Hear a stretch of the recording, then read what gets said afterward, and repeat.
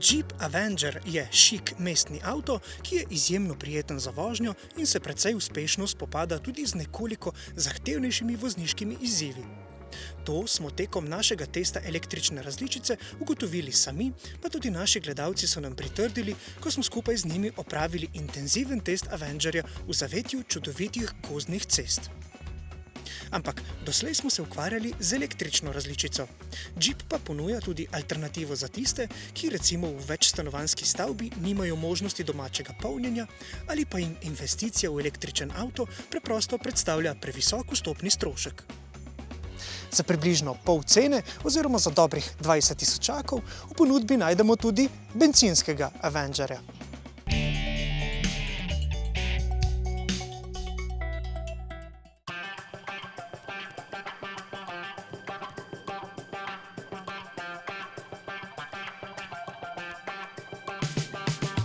Bencinskega Avengerja poganja 1,2-litrski koncernski trivaljnik s 74 kW moči, kar je prevedeno okroglih 100 konj. No, in ta trivaljnik svojo moč na izključno prednji kolesni par prenaša prek izključno 6-stopenjskega ročnega menjalnika. Na testu smo ugotovili, da se ta pogon pričakovano najbolje odreže v mestu, kjer dosega tudi najboljše rezultate pri porabi goriva. Izmerjena poraba okoli 6 litrov na 100 prevoženih kilometrov je za bencinsko vozilo brez kakršnekoli hibridne pomoči precej ugodna. No, je pa res, da jo boste lahko z večjo mero umerjene mestne in primestne vožnje še celo nekoliko zmanjšali.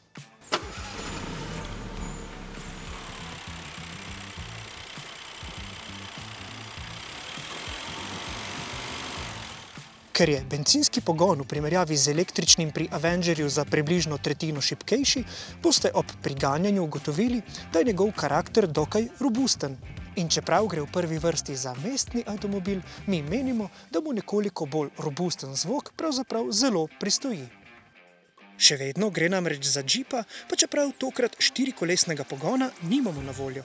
Njegovo odsotnost vsaj delno omilijo vozni programi, ki spremenijo delovanje elektronike in odzivnost stopalke za plin, da lahko bolj preprosto in učinkovito vozimo tudi izven asfaltnih cest.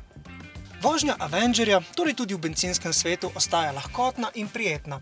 No, le naša desna roka bo imela nekoliko več dela zaradi te ročice ročnega menjalnika, ki ima sicer nekoliko dolge hode, ampak v končni fazi nudi povsem zadovoljivo vozniško izkušnjo.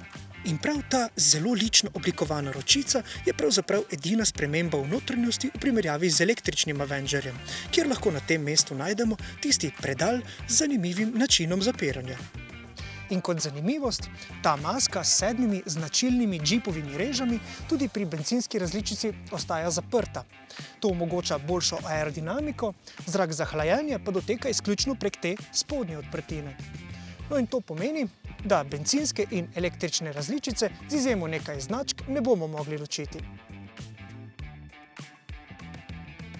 Zdaj pa vas vabimo, da svoje poznavanje Avengerja razširite še prek pogovorov z njegovimi snovalci ob naši prvi vožnji ali pa se skupaj z nami in našimi gledalci odpeljete na daljši test.